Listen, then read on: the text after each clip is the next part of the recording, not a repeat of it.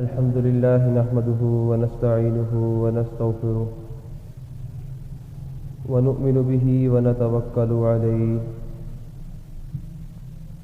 ونعوذ بالله من شرور أنفسنا ومن سيئات أعمالنا من يهده الله فلا مضل له ومن يضلله فلا هادي له ونشهد أن لا إله إلا الله وحده لا شريك له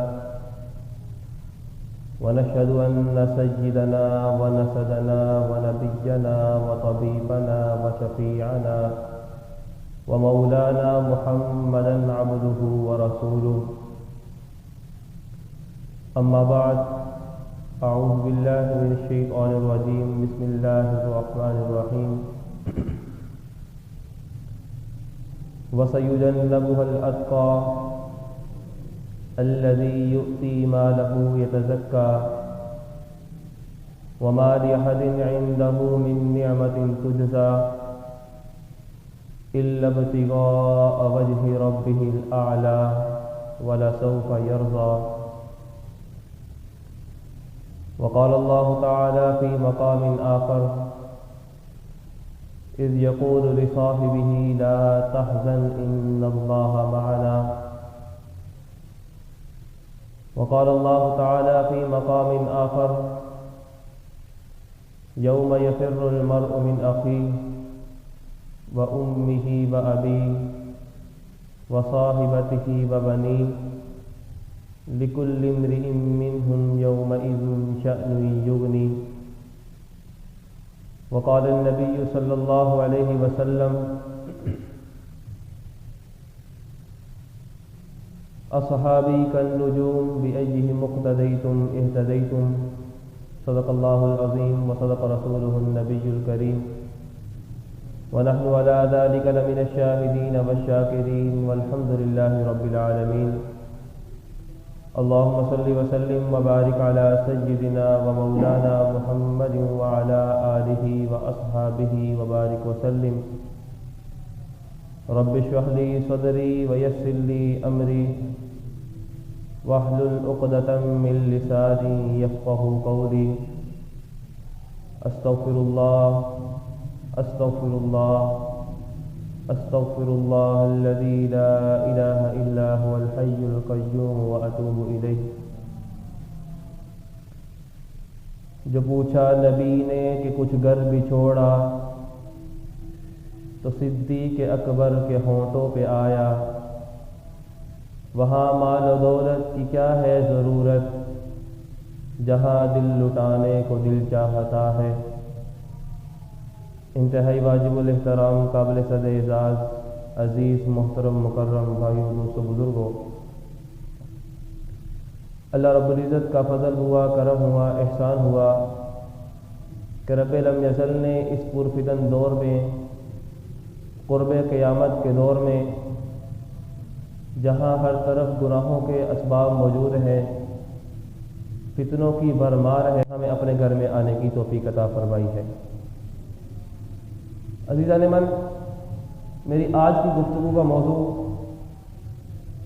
چند نکات پر مشتمل ہے.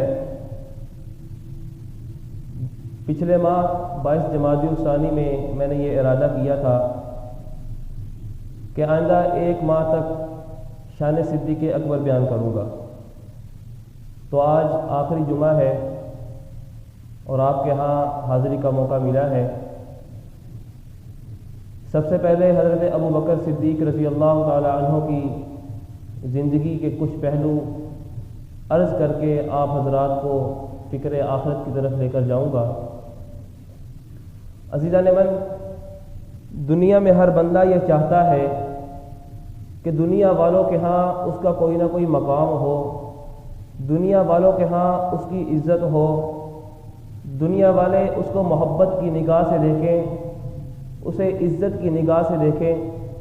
جہاں بندے کے دل میں یہ خیال ہوتا ہے کہ دنیا والے اسے عزت کی نگاہ سے دیکھیں، وہیں اس کے دل میں یہ بھی ہوتا ہے کہ اس کا رب بھی اس سے محبت کرے، وہ بھی اپنے رب سے محبت کرے، اس کا بھی اللہ کے ہاں مقام ہو، اللہ کے ہاں اس کی ایک عزت ہو۔ اب دیکھنا یہ ہے کہ اللہ کے ہاں سب سے زیادہ مقام والا کون ہے، سب سے زیادہ عزت والا کون ہے۔ اللہ رب العزت نے قرآن پاک میں ارشاد فرمایا ان اکرمکم عند اللہ اتقاکم، کہ تم میں سے جو زیادہ متقی ہے، زیادہ پرہیزگار ہے، وہ اللہ کے ہاں اتنی ہی عزت والا ہے، اتنا ہی مقام والا ہے۔ دوسری جگہ اللہ رب العزت نے ارشاد فرمایا وَسَيُجَنَّبُهَا الْأَتْقَى، کہ عنقریب بچا لیا جائے گا جہنم سے، آگ سے۔ کون آدمی؟ اتقا، جو متقی ہے، جو پرہیزگار ہے۔ آپ علماء سے پوچھیں، مفسرین سے پوچھیں، محدثین سے پوچھیں، خطباء سے پوچھیں کہ یہاں اتقا سے مراد کون ہے۔ یہ جو آیات نازل ہوئی ہیں کس کی شان میں اتری ہیں، کس کے مقام میں اتری ہیں، کس کے منقبت میں اتری ہیں، کس کے بارے میں یہ آیات اتری ہیں، آپ کو علماء بتائیں گے کہ یہاں جو اتقا سے مراد حضرت ابوبکر رضی اللہ تعالیٰ عنہ ہے، جس کو خدا خود کہہ رہا ہے اتقا کہ یہ زیادہ متقی ہے، یہ زیادہ پرہیزگار ہے، اس کا اللہ کے ہاں کتنا مقام ہوگا۔ انہی آیات میں اللہ رب العزت نے ارشاد فرمایا وَسَيُجَنَّبُهَا الْأَتْقَى الَّذِي يُؤْتِي مَالَهُ يَتَزَكَّى، وہ مال دیتا ہے اپنی ذات کا تزکیہ کرنے کے لیے۔ وَمَا لِأَحَدٍ عِندَهُ مِن نِعْمَةٍ تُجْزَى، وہ کسی کے لیے نہیں دیتا کہ اسے بدلہ دیا جائے، وہ اللہ کے راستے میں اس لیے خرچ کرتا ہے إِلَّا ابْتِغَاءَ وَجْهِ رَبِّهِ الْأَعْلَى، وہ کوئی دکھلاوا نہیں کرتا، ریاکاری نہیں کرتا، بلکہ إِلَّا ابْتِغَاءَ وَجْهِ رَبِّهِ الْأَعْلَى، وہ جو کام بھی کرتا ہے اس کے ہاں صرف اللہ کی رضا ہوتی ہے، وہ جو کام بھی کرتا ہے وہ اللہ کی رضا کے لیے کرتا ہے۔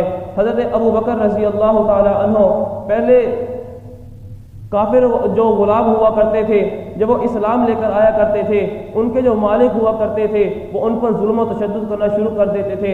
حضرت ابوبکر کا یہ معمول تھا، ان غلاموں کو خرید کر اللہ کی رضا کے لیے اللہ کے راستے میں آزاد کر دیا کرتے تھے۔ انہی غلاموں میں سے ایک غلام حضرت بلال رضی اللہ تعالی عنہ ہے۔ جب آپ اسلام لے کر آئے، آپ ایک کافر مالک کے غلام تھے، ایک کافر آقا کے غلام تھے، ایک کافر بادشاہ کے غلام تھے۔ امیہ بن خلف جب اس کو معلوم ہوا کہ بلال تو اسلام لے آیا ہے، بلال تو اسلام قبول کر چکا ہے، بلال تو ایمان قبول کر چکا ہے، امیہ بن خلف نے حضرت بلال پر ظلم و تشدد کرنا شروع کر دیا۔ حضرت بلال کو دن کے اندر جب گرمی کی انتہا ہوتی، گرم ریت کے اوپر تبھی ریت کے اوپر لٹا کر کے سینے پر پاری پتھر رکھ دیا جاتا، ظلم کیا جاتا، تشدد کیا جاتا، لیکن حضرت بلال نے توحید نہیں چھوڑی، ایمان نہیں چھوڑا، اسلام نہیں چھوڑا، ایمان پر قائم رہے، استقامت رہی، اور احد احد زبان سے پکارتے رہے کہ اللہ ایک ہے، اللہ ایک ہے۔ دنیا والوں کو توحید کا پیغام دیتے رہے، توحید کا درس دیتے رہے، توحید کا سبق دیتے رہے۔ جب رات ہو جاتی، کافر ظلم کرتے کرتے تھک جاتے، رات ہوتی، حضرت بلال پھر بھی زبان سے جاری رہتا کہ احد احد اللہ کی ذات ایک ہے، اللہ ایک ہے، میں ایمان لے آیا ہوں، میں اسلام قبول کر چکا ہوں، میں اب اسلام سے نہیں پھروں گا، اسلام سے نہیں پھروں گا، ایمان نہیں چھوڑوں گا۔ اور اسی اسلام میں رات ہو جاتی، جب رات ہوتی جو ریت ہوتی وہ ٹھنڈی ہو جاتی، کافر کیا کرتے، بیڑی کے اندر جکڑ کے مارنا شروع کر دیتے، کوڑے مارتے، ظلم کرتے، تشدد کرتے۔ لیکن یہ بھی منظر دیکھنے کو آیا، حضرت بلال نے وہ ایمان نہیں چھوڑا، اسلام نہیں چھوڑا۔ حضرت ابوبکر نے حضرت بلال کو خرید کر اللہ کی رضا کے لیے اللہ کے راستے میں آزاد کر دیا۔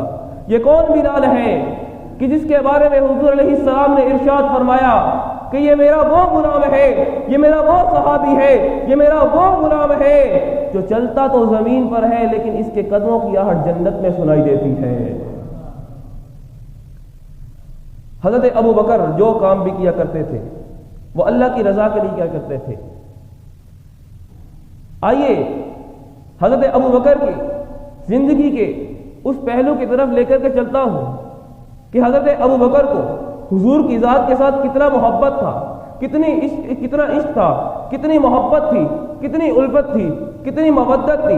آپ کو میں سفر ہجرت مختصر سے وقت میں آپ کو سفر ہجرت کی سیر کروانا چاہتا ہوں۔ حضرت ابو بکر رضی اللہ تعالیٰ عنہ اپنے گھر میں تشریف فرما ہے، شام کا وقت ہے، باہر دستخط ہوتی ہے، دروازہ کھٹکھٹاتا ہے۔ حضرت ابو بکر سوچتے ہیں کہ شام کا وقت ہے، اس وقت کس کو میرے ساتھ کام پڑ گیا، کون آیا ہے، کون اپنا مقصد حاصل کرنے کے لیے آیا ہے، کون اپنا کام کروانے کے لیے آیا ہے۔ حضرت ابو بکر نے جب دروازہ کھولا، سامنے کیا دیکھتے ہیں؟ حضرت حضور علیہ الصلوۃ والسلام کی ذات گرامی موجود ہیں۔ حضرت ابو بکر کہنے لگے یا رسول اللہ، آپ میرے گھر تشریف لے آئے، آپ خود کیوں آئے؟ آپ نے اپنا کوئی غلام کیوں نہ بھیجا؟ آپ نے اپنا کوئی نوکر کیوں نہ بھیجا؟ کوئی صحابی کے ذریعے آپ مجھ تک پیغام پہنچاتے، میں ابو بکر آپ کے قدموں میں خود حاضر ہو جاتا۔ حضور علیہ السلام نے ارشاد فرمایا ابو بکر، ہجرت کا حکم ہو چکا، اب مکہ کی سرزمین کو چھوڑنے کا وقت آ چکا ہے، مدینہ کی طرف جانے کا وقت آ چکا ہے، اللہ نے سب ہجرت کا حکم دے دیا ہے۔ حضرت ابو بکر نے یہ نہ سوچا کہ اچانک نکلنا ہے، بلکہ اپنا سامان اٹھایا اور حضور کی محبت میں ہجرت کے لیے نکل پڑے۔ اب راستے میں جا رہے ہیں، حضرت ابو بکر کو بے چینی لگی ہوئی ہے، راستے میں جاتے جاتے اچانک حضور کی ذات کے کبھی آگے ہو جاتے ہیں، کبھی پیچھے ہو جاتے ہیں، کبھی دائیں ہو جاتے ہیں، کبھی بائیں ہو جاتے ہیں۔ حضور علیہ السلام نے ارشاد فرمایا ابو بکر تجھے کیا مسئلہ ہے، کیا بے چینی ہے، تو مطمئن نہیں لگتا، تجھے کوئی پریشانی لگتی ہے، تجھے ہو کیا رہا ہے؟ حضرت ابو بکر عرض کرنے لگے یا رسول اللہ میں اس لیے بے چین ہوں، میرے دل میں جب یہ خوف آتا ہے کہ آپ کی ذات پر کوئی دشمن آپ کے آگے سے حملہ کر دے گا، میں آپ کے آگے آ جاتا ہوں۔ جب مجھے خوف ہوتا ہے کہ آپ کی ذات پر کوئی دشمن دائیں سے حملہ کرے گا، میں دائیں آ جاتا ہوں۔ جب مجھے بائیں سے خوف ہوتا ہے میں بائیں آ جاتا ہوں۔ جب مجھے خوف ہوتا ہے کہ دشمن پیچھے سے حملہ کرے گا تو میں آپ کے پیچھے آ جاتا ہوں۔ یہ ہے محبت، اپنی پرواہ نہیں بلکہ حضور کی ذات کی پرواہ، حضور کی ذات کی محبت۔ سفر جاری ہے، حضور علیہ الصلوۃ والسلام کی ایڑی سے اچانک خون بہہ پڑا۔ حضرت ابو بکر کی نظر پڑی، کہا یا رسول اللہ آپ کو کیا ہوا، آپ کو کس چیز نے نقصان پہنچایا ہے، آپ کے ایڑی سے خون بہہ رہا ہے۔ حضور علیہ السلام نے ارشاد فرمایا ابو بکر کوئی مسئلہ نہیں ہے، تھوڑا سا خون ہے، تجھے معلوم نہیں تیرا نبی دلیر ہے، تیرا نبی شجاع ہے، تیرا نبی بہادر ہے، اتنی سی تکلیف آسانی سے برداشت کر لے گا۔ حضرت ابو بکر کہنے لگے یا رسول اللہ مجھے معلوم ہے میرا نبی دلیر بھی ہے، میرا نبی بہادر بھی ہے، میرا نبی شجاع بھی ہے، لیکن مجھے ابو بکر سے پوچھئے میں اس تکلیف کو دیکھ کر میرا کلیجہ پھٹ رہا ہے۔ کتنی محبت تھی حضور کی ذات کے ساتھ، کتنی محبت تھی۔ سفر جاری ہے، غار ثور کے قریب جب پہنچے تو حضور علیہ السلام نے ارشاد فرمایا ابو بکر مکہ کی سرزمین پتھریلی ہے۔ تو حضرت ابو بکر کہنے لگے یا رسول اللہ آئیے آج ابو بکر کے کندھے آپ کی ذات کے لیے سواری بنیں گے۔ حضرت ابو بکر کو اپنے کندھوں پہ سوار کیا، اس غار ثور کی 3 میل کی پہاڑی پر چڑھے۔ آج کے دور میں بھی کوئی عام شخص بھی آسانی سے اس پہاڑی پر چڑھ نہیں سکتا، حالانکہ آج کے دور میں بھی اس پہاڑی پر سیڑھیاں بنا دی گئی ہیں، لیکن پھر بھی عام بندہ چڑھ نہیں سکتا، تھک جاتا ہے۔ اس دور میں سوچئے جب سیڑھیاں بھی نہیں تھی، ننگے پاؤں تھے، حضرت ابو بکر کے کندھوں میں حضور علیہ السلام کی ذات سوار ہے، حضرت ابو بکر نے وہ سفر آسانی سے طے کر لیا۔ یہ اس وقت ہی ہوتا ہے جب کسی کے ساتھ محبت ہو، جب کسی کے ساتھ الفت ہو، جب کسی کے ساتھ عشق ہو۔ اب پہاڑ پر جب پہنچے یہ نہیں کہا کہ یا رسول اللہ میں تھک چکا ہوں، 2 منٹ دیجئے میں ریسٹ کر لوں، میں آرام کر لوں، نہ بلکہ کہا یا رسول اللہ آپ تھک گئے ہوں گے، آپ آرام کر لیجئے۔ حضرت ابو بکر نے عرض کی یا رسول اللہ آپ یہاں ٹھہریے، میں جاتا ہوں جا کر کے غار کی صفائی کرتا ہوں۔ حضور نے ارشاد فرمایا ابو بکر تو سامان تو تھوڑا سا لے کر کے آیا ہے، تیرے پاس تو جھاڑو بھی نہیں ہے، تو صفائی کس چیز کے ساتھ کرے گا؟ حضرت ابو بکر کہنے لگے یا رسول اللہ جب آپ سفر کے لیے نکلنے لگے تھے آپ کے ساتھ کوئی رفیق نہیں تھا، ابو بکر آپ کا رفیق بن گیا۔ آپ کے لیے جب سواری حاضر نہیں تھی ابو بکر کے کندھے آپ کی ذات کے لیے سواری بن گئے۔ اگر آج جھاڑو نہیں ہے تو ابو بکر کا امامہ آپ کی ذات کے لیے جھاڑو بن جائے گا۔ اپنا امامہ اتارا، اندر گئے غار کے اندر، صفائی کی، کہا یا رسول اللہ آئیے تشریف لے آئیے۔ بستر موجود نہیں، حضرت ابو بکر نے اپنی جھولی پھیلا دی اور حضور کی ذات کے رخسار کو، اپنے سر مبارک کو، حضور کی ذات کے سر مبارک کو اپنے گود میں رکھ کر سلا دیا۔ یہ محبت برا انداز، یہ عشق برا انداز کسی سے برداشت نہ ہوا۔ ایک کالا ناگ کانا ادھر چھپا ہوا تھا، اس سے یہ عشق برا انداز دیکھا نہ گیا کہ ابو بکر اور حضور کی ذات اکٹھے ہو چکے ہیں، بلا فصل ہے، کوئی فاصلہ نہیں ہے۔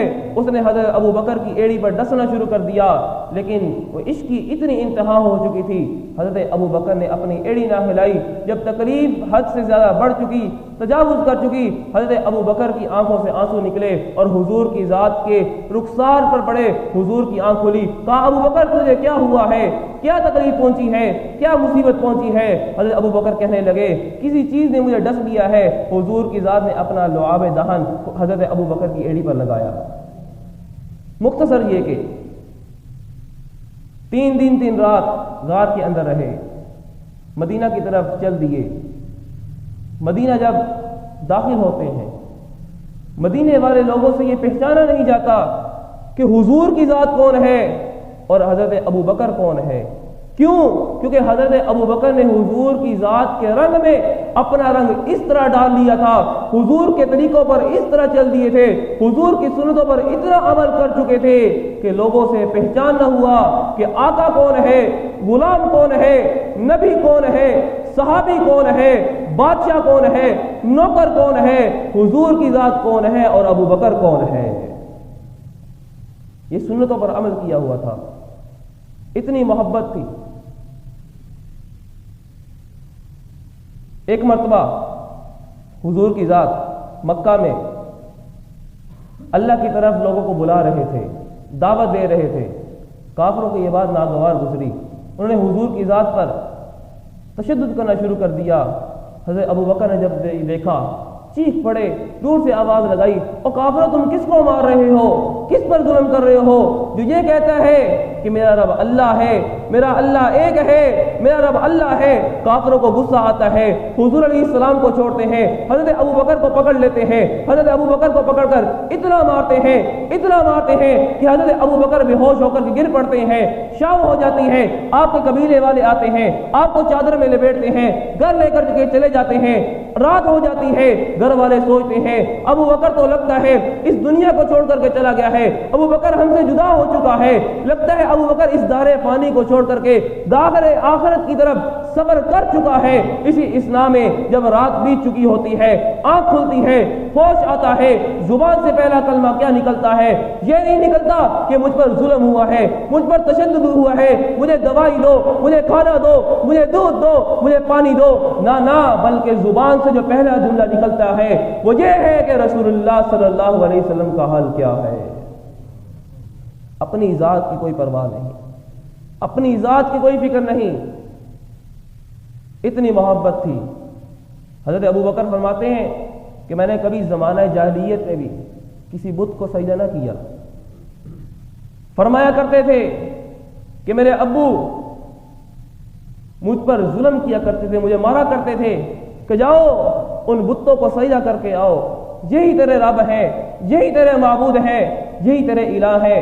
حضرت ابو بکر کہتے ہیں میں نہ جاتا تھا، اور مجھے ایک بت کے سامنے کھڑا کر دیا، مجھے کہا اس بت کو سجدہ کر، اس بت کے سامنے اپنی جبی کو جھکا دے، یہی تیرے معبود ہیں، یہی تیرے الہ ہیں، یہی تیرے رب ہے۔ حضرت ابو بکر کھڑے ہیں، آپ کے ابو چلے گئے، حضرت ابو بکر اب سوچنے لگے کہ رب وہ ہوتا ہے جس کو بنایا نہ جائے، یہ تو ان کو تو بنایا گیا ہے، یہاں توحید کا پیغام دے دیا کہ رب وہ ہوتا ہے جس کو بنایا نہ جائے۔ حضرت ابو بکر کھڑے ہیں، بت کو دیکھ رہے ہیں، بت سے مخاطب ہو کر کے کہتے ہیں ہے اگر تو میرا الہ ہے، اگر تو میرا معبود ہے، مجھے کھانے کی ضرورت ہے، مجھے کھانا دے۔ بت خاموش ہے، بولے کیسے؟ کیونکہ بت بولتا نہیں ہے، پتھر بولتا نہیں ہے۔ پھر حضرت ابو بکر کہتے ہیں کہ مجھے پانی کی ضرورت ہے، مجھے پانی دے۔ بت پھر خاموش کھڑا ہے۔ حضرت ابو بکر کہتے ہیں مجھے کھانے کی ضرورت ہے، مجھے کھانا دے۔ مجھے کپڑے کی ضرورت ہے، مجھے کپڑا دے۔ بت خاموش کھڑا ہے، بولے کیسے؟ کیونکہ لوگوں نے اسے خود بنایا ہے۔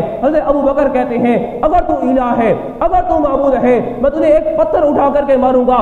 اگر تو نے اپنا دفاع کر لیا تو تو رب ہے، اگر تو اپنا تحفظ نہ کر سکا، اپنا دفاع نہ کر سکا تو تو رب ہو ہی نہیں سکتا۔ حضرت ابو بکر نے پتھر اٹھایا، اس بت کو مارا، بت گر گیا، بت ٹوٹ گیا۔ آپ کے ابو آئے، کہا ابو بکر تو نے یہ کیا کیا ہے؟ تو نے کیا کیا ہے؟ تو نے میرے رب کو توڑ دیا، اس بت کو توڑ دیا۔ حضرت ابو بکر خاموش کھڑے ہیں۔ آپ کے ابو نے آپ کا بازو پکڑا، گھر لے آئے، والدہ سے کہا کہ آج تیرے بیٹے نے یہ کام کیا ہے، سارا واقعہ سنایا۔ حضرت ابو بکر کی والدہ کہنے لگی کہ اس بچے کے بارے میں پریشان نہ ہونا، اس بچے کے بارے میں پریشان نہ ہونا، یہ وہ ابو بکر ہے، یہ میرا وہ بچہ ہے، جب یہ میرے پیٹ میں تھا اس کی ولادت ہونے والی تھی، مجھے تکلیف ہوئی، میرے پاس کوئی نہ تھا، اس کی ولادت ہونے والی تھی، مجھے غیب سے آواز آئی یا امت اللہ، اے اللہ کی بندی، اس بچے کے بارے میں پریشان نہ ہونا، یہ وہ بچہ ہے جس کا آسمان میں لقب عتیق ہے اور یہ آنے والے نبی کا صدیق ہے۔ کیا مقام ہے حضرت ابو بکر کا؟ حضرت ابو بکر ہر نیکی میں آگے تھے۔ حضرت عمر رضی اللہ تعالیٰ عنہ ایک مرتبہ کہنے لگے کہ حضرت ابو بکر تو ہر نیکی میں آگے ہیں، عمر کے پاس تو کوئی ایسی نیکی نہیں ہے، کوئی ایسا کام نہیں ہے کہ ابو بکر سے آگے بڑھ جائے، کوئی تو ایک ایسا کام ہونا چاہیے کہ عمر جو ہے ابو بکر سے آگے بڑھ جائے۔ سوچا کہ مکہ سے 3 میل کے فاصلے پر ایک بڑھیا کا گھر ہے، کیوں نہ ایسا ہو یہ عمر جا کے اس کی خدمت کیا کرے، یہ تو ایک ایسا کام ہوگا جو وقت کا خلیفہ ہے، وقت کا بادشاہ ہے، جو کر نہ سکتا ہوگا کیونکہ وہ مصروف ہے۔ حضرت عمر گئے اس بڑھیا کے گھر اور جا کر کے کہا اماں میں تیری خدمت کرنا چاہتا ہوں۔ اماں کہنے لگی تو کون ہے؟ اماں نابینا ہے، دیکھ نہیں سکتی، بوڑھی ہو چکی ہے۔ عمر کہنے لگے مجھے عمر بن خطاب کہتے ہیں، مجھے عمر بن خطاب کہتے ہیں، میں تیری خدمت کرنا چاہتا ہوں، میں نیکیاں کمانا چاہتا ہوں۔ وہ بڑھیا اماں کہنے لگی، بڑی اماں کہنے لگی کہ تجھ سے پہلے ایک شخص آتا ہے، وہ میری خدمت کر کے چلا جاتا ہے، مجھے کھانا بھی کھلا دیتا ہے، میرا پانی بھی بھر کے دے دیتا ہے، میرے گھر کی صفائی بھی کر دیتا ہے۔ عمر بڑے پریشان ہوئے، بڑا تعجب کیا، وہ کون نیک آدمی ہے جو رات کو آتا ہے اور اس بوڑھی اماں کی خدمت کر کے چلا جاتا ہے؟ حضرت عمر کہنے لگے چلو کوئی مسئلہ نہیں ہے، کل میں نماز کے فوراً بعد آ جاؤں گا، میں تیری خدمت کروں گا۔ اور جب اگلا دن آیا حضرت عمر نماز کے فوراً بعد اس بوڑھی کے گھر پہنچے، کہا اماں آج تو میں پہلے آ گیا ہوں، مجھے خدمت کا موقع دے۔ اماں کہنے لگی وہ شخص آیا تھا، صفائی کر کے چلا گیا، میری خدمت کر کے چلا گیا۔ حضرت عمر کہنے لگے چلے ٹھیک ہے، کل میں آ کر کے نماز ادھر ادا کروں گا۔ اگلا دن آتا ہے، حضرت عمر بڑھیا کو کہتے ہیں اماں میں تیری خدمت کرنا چاہتا ہوں۔ بڑھیا کہتی ہے تجھ سے پہلے پھر وہ شخص آیا تھا، میری خدمت کر کے چلا گیا۔ حضرت عمر کہنے لگے وہ کون اتنا نیک آدمی ہے جو اتنی رات کو آتا ہے اور اس بڑھی اماں کی خدمت کر کے چلا جاتا ہے؟ اگلے دن حضرت عمر نے سوچا کیوں نہ ایسا ہو تہجد بھی ادھر ہی جا کے پڑھی جائے۔ وہ جب اگلا دن آتا ہے حضرت عمر اس بڑھی اماں کے گھر جاتے ہیں، کہتے اماں مجھے یقین ہے آج تو میں پہلے آ چکا ہوں۔ اماں کہنے لگی نہ تو آج پھر لیٹ ہو چکا ہے، وہ شخص آیا تھا، مجھے کھانا بھی کھلا دیا، میرے گھر کی صفائی بھی کر دی، میرے برتن بھی دھو دیے، بس پانی بھرنے والا تھا، وہ پانی بھرنے کے لیے گیا ہوا ہے، بس آنے ہی والا ہے۔ حضرت عمر کہنے لگے آج تو میں اس شخص کا، اس آدمی کی زیارت کر کے جاؤں گا، اس آدمی کا پتہ کر کے جاؤں گا کون اتنی نیک شخصیت ہے، رات کے اس اندھیرے میں آتا ہے، اس بوڑھی اماں کی خدمت کر کے چلا جاتا ہے۔ حضرت عمر انتظار کر رہے ہیں، وقت گزرتا ہے، کیا دیکھتے ہیں ایک شخص آتا ہے، کندھے پر گڑھا رکھا ہوا ہے، چادر اپنے سر کے اوپر لی ہوئی ہے تاکہ کسی کو یہ راز نہ پتہ چل جائے، کسی کے سامنے یہ نیکی افشا نہ ہو جائے۔ حضرت عمر اس شخص کی طرف بھاگتے ہیں، چادر پکڑ لیتے ہیں، کہتے ہیں بتا تو کون ہے، اپنی زیارت کروا، اپنا تعارف کرا۔ وہ ذات، وہ شخصیت خاموش رہتی ہے۔ حضرت عمر چادر کو کو کھینچتے ہیں، وہ پکڑ لیتے ہیں، حضرت عمر پھر زور لگاتے ہیں، چادر اترتی ہے، کیا دیکھتے ہیں کہ وقت کا خلیفہ ہے، وقت کا بادشاہ ہے، وقت کا حاکم ہے، وقت کا حکمران ہے۔ وہ کون ذات تھی، وہ کون شخصیت تھی؟ جب حضرت عمر نے دیکھا وہ حضرت ابو بکر رضی اللہ تعالیٰ عنہ تھے، کہ وقت کا خلیفہ، وقت کا بادشاہ تمام تر مصروفیات کو چھوڑ کر کے پھر بھی ہر نیکی میں آگے۔ حضور علیہ السلام نے ایک مرتبہ صحابہ کے مجمع سے مخاطب ہو کر کے فرمایا کہ آج تم میں سے وہ کون خوش نصیب ہے، خوش قسمت ہے کہ جس نے آج روزہ رکھا ہے۔ صحابہ کے مجمع سے حضرت ابو بکر اٹھے، کہا یا رسول اللہ میں نے۔ حضور علیہ السلام نے پھر سوال کیا تم میں سے کون ہے جس نے بیمار کی عیادت کی ہے؟ حضرت ابو بکر نے عرض کی یا رسول اللہ میں نے۔ حضور علیہ السلام نے پھر ارشاد فرمایا، پھر سوال کیا تم میں سے کون ہے جس نے آج جنازہ پڑھا ہے؟ ابو بکر عرض کرنے لگے یا رسول اللہ میں نے۔ حضور علیہ السلام نے چوتھا سوال کیا تم میں سے کون ہے جس نے آج مسکین کو کھانا کھلایا ہے؟ حضرت ابو بکر کہنے لگے یا رسول اللہ میں نے۔ حضور نے فرمایا جا ابو بکر تو جنتی ہے، جا ابو بکر تو جنتی ہے۔ حضور علیہ السلام ایک مرتبہ جنت کے دروازوں کا ذکر فرما رہے تھے۔ حضور نے فرمایا جنت کے 8 دروازے ہیں، ایک باب الصدقہ ہے، جو بندہ زیادہ صدقہ ادا کیا کرتا تھا وہ اس دروازے سے داخل ہوگا، جنت میں داخل ہوگا۔ ایک باب الصلاح ہے، اس دروازے سے وہ آدمی داخل ہوگا، وہ شخص داخل ہوگا جو کثرت سے نماز پڑھا کرتا تھا۔ ایک باب الریان ہے، اس دروازے سے وہ شخص داخل ہوگا جو کثرت سے روزہ رکھا کرتا تھا۔ ایک باب الجہاد ہے، جو اللہ کے راستے میں جہاد کیا کرتا تھا، وہ جنت میں اس دروازے سے داخل ہوگا۔ حضرت ابو بکر کہنے لگے یا رسول اللہ کوئی ایسا بھی شخص ہوگا، کوئی ایسا بھی آدمی ہوگا جس کو جنت کے تمام دروازے صدا برائز کریں گے، آوازیں دیں گے کہ آ تم میرے اندر سے داخل ہو۔ تو حضرت حضور علیہ السلام نے ارشاد فرمایا ابو بکر مجھے امید ہے کہ وہ تو ہی شخص ہوگا جسے جنت کی خوشخبریاں سنائی جا رہی ہیں۔ اس ابو بکر کا حال دیکھیے، خوف خدا دیکھیے کہ جس کا اتنا مقام ہے، جس کو رب کی ذات نے خود اتقا کہا ہے۔ کیا فرمایا کرتے تھے کہ کاش میں ایک پرندہ ہوتا، کاش میں کسی مومن کے بدن کا بال ہوتا، کاش میں ایک تنکا ہوتا، کاش میں ایک پرندہ ہوتا، میں اڑتا پھرتا مر جاتا، مجھ سے کوئی حساب و کتاب نہ ہوتا۔ یہ کون ابو بکر ہے جس کو جو اپنے نبی کے لیے اپنے گھر کا سارا مال لوٹا دے اور آسمان سے رب کا سلام آ جائے، اسے ابو بکر کہتے ہیں۔ یہ کون ابو بکر ہے جس کو نبی نے جنت کی خوشخبریاں سنائی ہیں؟ یہ وہ ابو بکر ہے جس کا آسمان میں لقب عتیق ہے، یہ وہ ابو بکر ہے جو نبی کا صدیق ہے، یہ وہ ابو بکر ہے جو نبی کا رفیق ہے، یہ وہ ابو بکر ہے جو نبی کا خلیل ہے، یہ وہ ابو بکر ہے جس کو قرآن نے کہا ہے وَسَيُجَنَّبُهَا الْأَتْقَى الَّذِي يُؤْتِي مَالَهُ يَتَزَكَّى وَمَا لِأَحَدٍ عِندَهُ مِن نِّعْمَةٍ تُجْزَى إِلَّا ابْتِغَاءَ وَجْهِ رَبِّهِ الْأَعْلَى وَلَسَوْفَ يَرْضَى۔ یہ تمام آیات جس کے بارے میں نازل ہوئی ہیں، یہ وہی ابو بکر ہے جس کو قرآن نے کہا ہے إِذْ يَقُولُ لِصَاحِبِهِ لَا تَحْزَنْ إِنَّ اللَّهَ مَعَنَا۔ یہ وہ ابو بکر ہے کہ قیامت کا دن ہوگا، اللہ رب العزت حضور کی ذات سے ارشاد فرمائیں گے یا رسول اللہ کوئی بندہ پیش کیجئے جس سے حساب و کتاب شروع کروں۔ حضور علیہ السلام جس بندے کو سب سے پہلے حساب و کتاب کے لیے آگے کریں گے یہ وہی ابو بکر ہے۔ عالم کیا ہے، حال کیا ہے، خوف خدا کتنا ہے کہ کاش میں ایک پرندہ ہوتا، مجھ سے حساب و کتاب ہی نہ ہوتا، میں اڑتا پھرتا کھاتا پیتا مر جاتا۔ یہ وہ لوگ تھے جن کے گناہ معاف ہو چکے تھے، جن کو حضور کی ذات نے جنت کی خوشخبریاں سنا دی تھی۔ آج اگر ہم محاسبہ کریں، اپنے گریبان کے اندر جا کے اپنی ذات میں غور و فکر کریں، کیا ہمیں اتنا خوف خدا ہے؟ کیا ہمیں اتنا خوف خدا ہے؟ اللہ رب العزت طرح طرح کی آزمائشیں ہم پر بھیجتے ہیں۔ کیوں بھیجتے ہیں؟ تاکہ یہ امت لوٹ آئے، گناہوں سے توبہ کر لے، لیکن ہمارے دل میں کبھی خیال نہ پیدا ہوا۔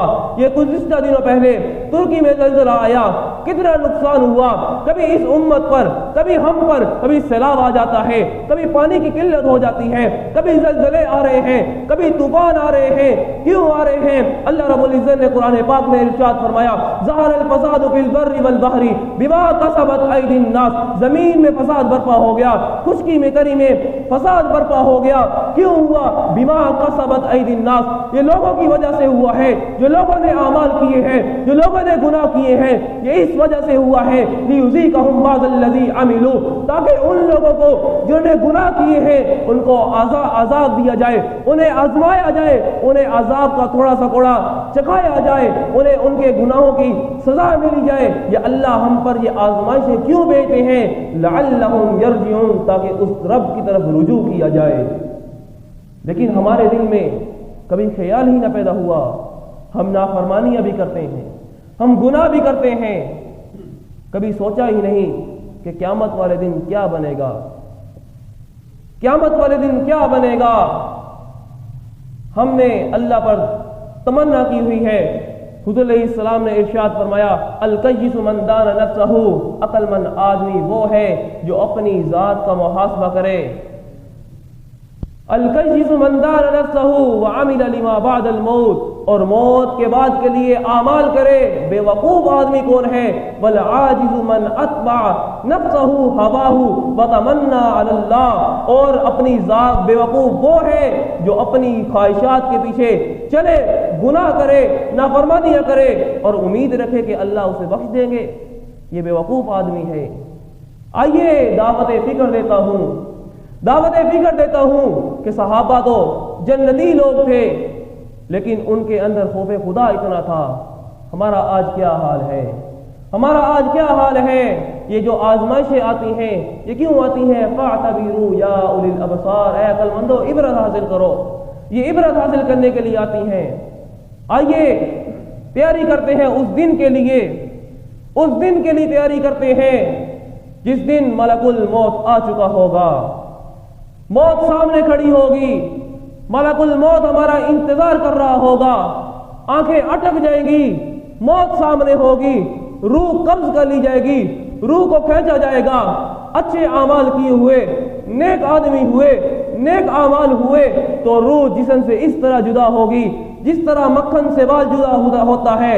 اگر برے اعمال ہوئے، نافرمانیاں کی ہوئی، گناہ کرتا رہا، جسم سے روح اس طرح جدا ہوگی، اس طرح الگ ہوگی جس طرح کانٹے دار جاڑی کے اندر سے کپڑا نکالا جاتا ہے۔ تکلیف ہوگی، درد ہوگا، عذاب ہوگا، روح جسم سے جدا ہو جائے گی۔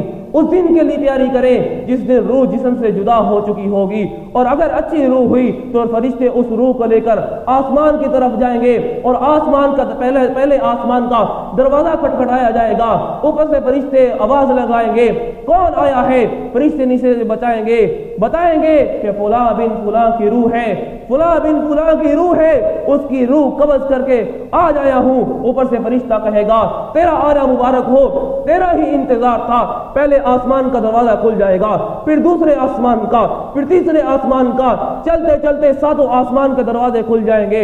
اس روح کو عرش معلی کے نیچے مقام علیین میں رکھ دیا جائے گا۔ جنت کی نعمتیں ہوں گی، حوریں ہوں گی، جنت کے باغات ہوں گے، محلات ہوں گے، ہر قسم کے پھل ہوں گے۔ اگر بری روح ہوئی، گناہگار ہوا، گناہ کرتا رہا، نافرمانیاں کرتا رہا، عصیان کرتا رہا، اس آدمی کی روح جب جسم سے جدا ہوگی، اس کی روح زمین کے نیچے لے کر کے جائے گی، ساتوں زمینوں کے نیچے اس روح کی جب روح کو لے کر جایا جائے گا، مقام سجین میں داخل کر دیا جائے گا۔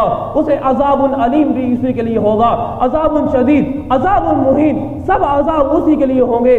درد ہوگا، تکلیفیں اسے دی جائیں گی، اسے آزمائشیں دی جائیں گی۔ اگر نیک اعمال ہوئے تو جنت کے لیے جنت کے اندر جا کر کے موج مستیاں کرے گا، یہ روح کو ایک ٹھکانہ لگا دیا جائے گا۔ اب اس کا وجود رہ گیا، تیاری کی جائے اس دن کے لیے جب ہمارا وجود جو ہوگا ایک تختے پر پڑا ہوا ہوگا، ہم پر پانی بہایا جائے گا، نہلایا جائے گا، ہم اپنے ہاتھ نہ ہلا سکیں گے، ہمیں نہلا کر کے غسل دے کر کے چارپائی پہ لٹا دیا جائے گا، ہمارے دوست احباب، ہمارے گھر والے، ہمارے بیوی بچے، ماں باپ ہمارے ارد گرد کھڑے ہوں گے، ہماری طرف دیکھ کر کے رو رہے ہوں گے، یہ نہ دیکھ سکے گا، یہ نہ سن سکے گا، اپنے ہاتھ ہلانا چاہے گا، ہاتھ ہلا نہ سکے گا، لاچار پڑا ہوگا، اس کے پاس کچھ نہ ہوگا، بیچارہ ویسے ہی پڑا ہے۔ وہ وقت بھی آ جائے گا جب اسے اپنے کندھوں پر اٹھا کر کے قبرستان کی طرف لے کر کے جائیں گے، قبرستان کے میں لایا جائے گا، نماز جنازہ ادا کی جائے گی، یہ دیکھ رہا ہوگا میرے اپنے ہی مجھے آج دفنانے کے لیے آ چکے ہیں، میرے اپنے ہی مجھے زمین کے نیچے دفنانے کے لیے آ چکے ہیں، میرے اوپر منو من مٹی ڈالنے کے لیے آ چکے ہیں۔ کیوں نہ ہو اس دن کے لیے تیاری کی جائے جب اس کے وجود کو قبر میں رکھ دیا جائے گا، اوپر مٹی ڈال دی جائے گی، اوپر دعائیں پڑھی جائیں گی، اس کے دوست احباب جاننے والے عزیز سارے جدا ہو جائیں گے، گھروں کو واپس لوٹ آئے جائیں گے، یہ صرف اکیلا اس اندھیری قبر میں پڑا ہوا ہوگا، سوچ رہا ہوگا آج میں کیا کروں۔ فرشتے آ جائیں گے، سوال کریں گے، من ربکا، من دینکا، من نبیکا، تیرا رب کون ہے؟ دنیا کے اندر اگر توحید پر قائم رہا، دنیا کے اندر کلمے پر عمل کرتا رہا، کلمے پر استقامت رہی، تو اس وقت جواب دے دے گا کہ میرا رب اللہ ہے۔ من نبیکا، تیرا نبی کون ہے؟ دنیا کے اندر اگر حضور کی اتباع کرتا رہا، سنتوں پر عمل کرتا رہا، اطاعت کرتا رہا، اس وقت جواب دے دے گا کہ حضرت محمد الرسول اللہ صلی اللہ علیہ وسلم میرے نبی ہے، میرے رسول ہے۔ من دینکا، تیرا دین کون ہے؟ دین پر قائم رہا، اسلام پر قائم رہا، شریعت پر عمل کرتا رہا، اس وقت جواب دے دے گا میرا مذہب، میرا دین اسلام ہے، اس وقت جواب دے دے گا اسلام ہے، کامیاب ہو گیا، جنت قبر وسیع ہو جائے گی، جنت کی کھڑکیاں کھل جائیں گی، نعمتیں آ جائیں گی، جنت کی ٹھنڈی ٹھنڈی ہوائیں آئیں گی، خوشبو آئے گی۔ اگر بدکار ہو گیا، ناکام ہو گیا تو کیا ہوگا؟ قبر بند ہو جائے گی، اس کی پسلیاں آپس میں جڑ جائے گی، تکلیف ہوگی، عذاب ہوگا، اس کے اوپر سانپ بچھو مسلط کر دیے جائیں گے، روز محشر تک اسے عذاب دیتا رہے گا۔ کیوں نہ ہو اس دن کے لیے تیاری کرے کہ جس دن یوم یخرجون من الاجداث ونفخ فی الصور، کہ سور پھونکا جائے گا، یخرجون من الاجداث، قبروں سے تمام انسان نکل پڑیں گے، اس وقت کہیں گے ہائے یہ کیا قیامت برپا ہوگی ہے، یہ کیا ہو گیا ہے، ہماری آج جو موت آئی تھی، آج ہم آئے تھے، کأنہم یوم یرونہا لم یلبسوا الا عشیۃ او ضحاہا، وہ اس دن کی خوفناکی کو دیکھ کر کے لوگوں کی زبان پر یہ ہوگا کہ آج تو ہم نہ ایک دن رہے نہ ایک شام رہے۔ کیوں نہ ہو اس دن کی تیاری کی جائے جس دن کی لمبائی، جس دن کی مقدار کان مقدارہ 50,000 سنہ ہے، 50,000 سال کا ایک دن ہوگا۔ کیوں نہ ایسا ہو اس دن کی تیاری کی جائے کہ جب یوم لا یملک نفس لنفس شیئا، کوئی کسی کا مالک نہیں ہوگا۔ کیوں نہ ہو اس دن کی تیاری کی جائے والامر یومئذ للہ، جس دن اللہ کا حکم ہوگا۔ کیوں نہ ہو اس دن کی تیاری کی جائے کہ جس دن یوم یفر المرء من اخیہ، کہ اپنے بھی بیگانے ہو جائیں گے، اپنے بھائی بھی چھوڑ جائیں گے۔ کون بھائی؟ جو دنیا میں کہا کرتا تھا تجھے کیا ضرورت ہے، تجھے کیا کام ہے، تیرے لیے تو جان بھی قربان ہے، تیرے لیے تو میرا مال بھی قربان ہے، وہ بھائی اس دن کہے گا جا بھاگ جا، میرے پاس تیرے لیے آج کچھ نہیں ہے۔ یوم یفر المرء من اخیہ وامہ وابیہ، ماں بھی چھوڑ جائے گی، باپ بھی چھوڑ جائے گا، وصاحبتہ وبنیہ، بیوی بھی چھوڑ جائے گی، بیٹے بھی چھوڑ جائیں گے، اولادیں بھی چھوڑ جائیں گی۔ کیوں نہ ایسا ہو اس دن کے لیے تیاری کی جائے کہ نفسا نفسی کا عالم ہوگا۔ کیوں نہ اس دن کے لیے تیاری کی جائے کہ جب سورج بے نور کر دیا جائے گا۔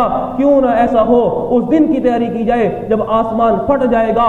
کیوں نہ ایسا ہو اس دن کی تیاری کی جائے جب زمین میں اذا زلزلت الارض زلزالہا، زلزلہ برپا ہو جائے گا، ستارے ٹوٹ جائیں گے، چاند بے نور ہو جائے گا، انتہا کو گرمی پہنچ چکی ہوگی۔ کیوں نہ ہو اس دن کی تیاری کی جائے کہ جب پل صراط سے گزرنا ہوگا، رب کے سامنے حاضر ہونا ہوگا، رب کے سامنے اپنی زندگی کا جواب دینا ہوگا، رب کے سامنے اپنے اعمال کا حساب دینا ہوگا۔ کیوں نہ ایسا ہو اس دن کی تیاری کی جائے کہ جب رب نے پوچھنا ہے کہ تو نے عمر کہاں گزاری، زندگی کہاں گزاری، مال کہاں خرچ کیا۔ وہ کیوں نہ ہو اس دن کی تیاری کی جائے کہ جب قیامت برپا ہو چکی ہوگی، ہر بندہ اپنے پسینے میں شرابور ہوگا۔ اگر اعمال اچھے ہوئے، نیک ہوا، نیک بخت ہوا، خوش بخت ہوا تو وَأَمَّا مَنْ أُوتِيَ كِتَابَهُ بِيَمِينِهِ، دائیں ہاتھ میں نامہ اعمال دے دیا جائے گا، یہ دکھاتا پھرے گا فَيَقُولُ هَاؤمُ اقْرَءُوا كِتَابِيَهْ، آج میں کامیاب ہو چکا ہوں، یہ دیکھو میرا نامہ اعمال ہے، پڑھو میں نے اعمال اچھے کیے تھے، میں نے فرما برداری کی تھی، نافرمانی نہیں کی تھی، گناہ نہیں کیے تھے، یہ میری زندگی ہے، میری زندگی کی جزا مجھے مل چکی ہے، میری زندگی کا بدلہ مجھے دے دیا گیا ہے، آج میں کامیاب ہو گیا ہوں۔ اگر نافرمانیاں کی ہوئی، بدعمالیاں کی ہوئی، گناہ کیے ہوئے، نافرمانیاں کی ہوئی، فَأَمَّا مَنْ أُوتِيَ كِتَابَهُ بِشِمَالِهِ، دائیں بائیں ہاتھ میں نامہ اعمال پکڑا دیا جائے گا، پھر یہ روئے گا کاش مجھے نامہ اعمال دیا ہی نہ جاتا۔ آئیے اس دن کی تیاری کرتے ہیں کہ جس دن یہ تمام حساب و کتاب ہوگا۔ آج دنیا کے اندر ہمارے پاس موقع موجود ہے۔ حضور علیہ السلام نے اپنی امت کو 5 نصیحتیں فرمائی ہیں کہ اغتنم خمسا قبل خمسین، کہ 5 چیزوں سے پہلے غنیمت سمجھنا۔ حضور علیہ السلام نے جو پہلی چیز ارشاد فرمائی شبابک قبل حرمک، کہ اپنی جوانی کو بڑھاپے سے پہلے غنیمت سمجھنا۔ دوسری چیز وصحتک قبل سقمک، اپنی صحت کو بیماری سے پہلے غنیمت سمجھنا۔ تیسری چیز وغناک قبل فقرک، اپنی مالداری کو غریب ہونے سے پہلے غنیمت سمجھنا۔ چوتھی چیز جو حضور علیہ السلام نے ارشاد فرمائی وہ یہ کہ اپنی صحت کو بڑھاپے اپنے وفراغ قبل شغلک، اپنی فراغت کو مصروف ہونے سے پہلے غنیمت سمجھنا۔ اور 5ویں چیز جو میرے نبی نے ارشاد فرمائی وحیاتک قبل موتک، کہ اپنی زندگی کو مرنے سے پہلے غنیمت سمجھنا۔ آج ہمارے پاس موقع ہے، زندگی ہے، سانس میں سانس باقی ہے۔ تبلیغی حضرات کیا فرماتے ہیں؟ جب تک چانس ہے، جب تک سانس ہے اس وقت تک چانس ہے۔ آج ہمارے اندر سانس موجود ہے، اس دن کی تیاری کر لیجئے کہ جب ملک الموت آ جائے گا، اس دن کی تیاری کر لیجئے۔ آئیے دعوت فکر دیتا ہوں، آئیے ہم تیاری کرتے ہیں اس دن کی کہ جب قیامت برپا ہو چکی ہوگی۔